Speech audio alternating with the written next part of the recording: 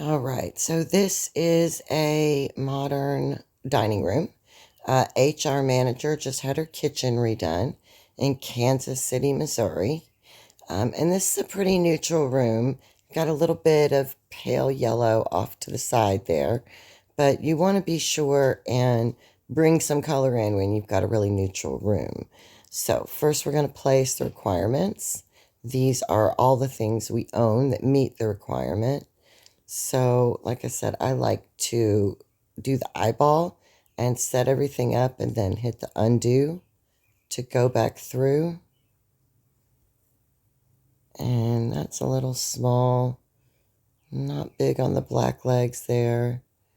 It's a little dark for the room, but we need to pick one of them. So I think the best one is probably that guy there. And let's see what our other requirement is. Got a sideboard. It's the only one that's on the that meets the requirement. You can barely see it anyway, so it doesn't really matter. Then for the rest of the requirements, we'll see what else is modern, because that's what this is, a modern dining room, and see if we have anything else that we like. So the chairs, and after you've been playing this game for a minute, you get so much backstock. Like, look at all of these chairs that I still have 5 of, haven't even used a single one, because they just don't give you that many options for bar stools. So it's kind of annoying, but it'll all get used eventually. So since we've got a little bit of yellow there, maybe we can find a nice yellow chair, or maybe bring in some yellow in the dining chairs. I don't see anything there. And if we're going to do wood, probably the best idea would be to match it to the table to give a little bit of continuity. Those legs are pretty close to the table, so we'll place those guys for now. Maybe come back to it. Now, one thing they do with the armchairs and the side chairs is it won't always be available. So if you see there that brownstone Verona chair, it's not available on the side chairs. So I try and only purchase things that are both side and arm chairs. But, it's up to you. Sometimes people like a different chair. So in this case, we're going to maybe look for something yellow to try and bring in some of that pale yellow there. That might be a good one. No, the wood's too light for the table. I like to look from the bottom up. It's just my habit. So, let's see. Silver's not quite right. Let's take the eyeball off so we can see it a little better. It's not real pale. And the legs on that are a little light for the table. It's got a little bit of yellow. It's got darker legs, which will match the table a little bit better. Too light. Too bougie.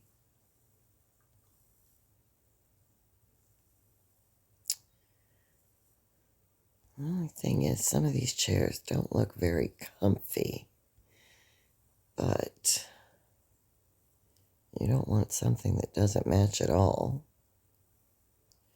I think that might be our best bet. Let's see. Now, like I said, if you want to use a different chair for the armchair, you can do that. That doesn't look quite right. That's actually not awful, and that wood's pretty close to... So you can see here, there are a lot more options in the armchairs that are not available in the side chairs.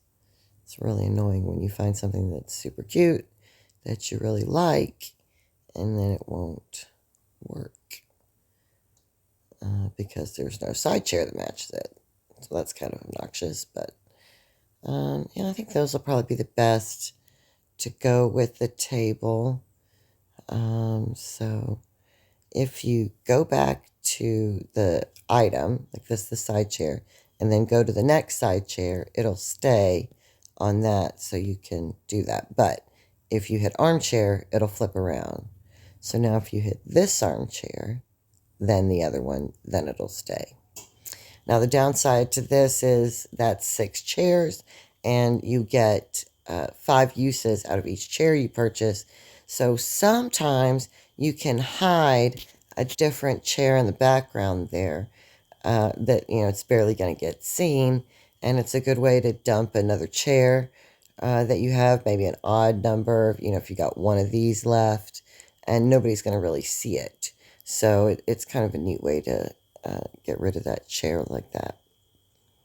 I'm just going to leave that guy back there because you can't really see it. All right, let's find some paintings. So this is an HR manager. So what might she have on her walls? This is, talking about winning the prize, a really good way to win the prize, or to get the 5.0 rather, on the room is to hang on to some of these older limited items. And then when people see them, they're like, oh, that's so cool because they haven't seen it before. And it kind of, bumps you up and makes it a little easier to get the 5.0. So I kind of like that. That's a good yellow and brings some nice color into the room. Nice complementary picture. One thing that I absolutely hate that people do is put the same picture on the wall twice, because you wouldn't do that in your home. So why would you do that here? So I just think about how would you want your house to look. These are some items that are available for purchase, but I haven't purchased yet. This is a really great bouquet. I love that one. But we're not going to use it for there. Got some lemons for the kitchen, maybe a tea set. There's another tea set. That one always comes out kind of big. I'm not sure why. It's just how they coat it, I guess. Let's see. We'll put some flowers on the table as a centerpiece. But, yeah, those lemons are good because you can't really see what the teapot is. But, like I said, I like to go from the bottom up. It's just my habit. There's no particular reason to do it or not do it. That's a really good, nice yellow, springtimey centerpiece. It's a little bright. Tea set. Flowers. Some candles. And then flip back through and see what we like, what looks the best. I think I do like that one. I'm not going to put anything on this table back here. 1, because you can't really see it. And 2, because when you put too much stuff down, it starts to look a little cluttered. So, you don't have to fill in every block if you don't want to. I think that's another trap that a lot of people fall into.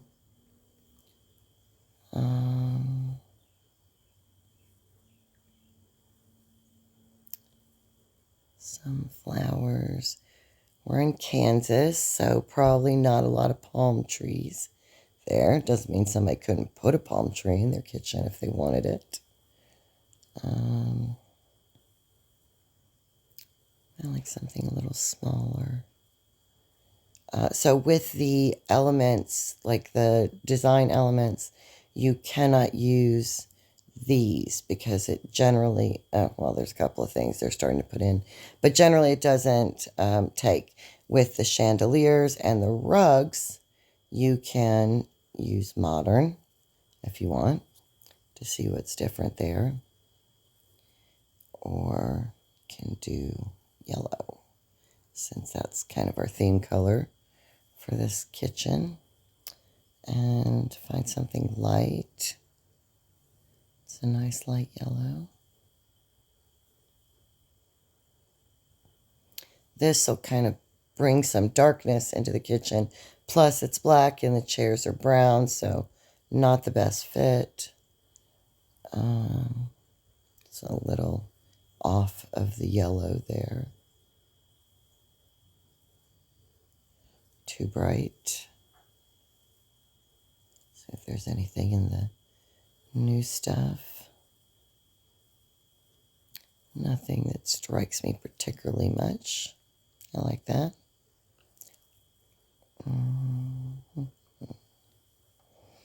And you don't always have to put something on the floor in the kitchen because it's just not something that we usually do in our kitchens anyway.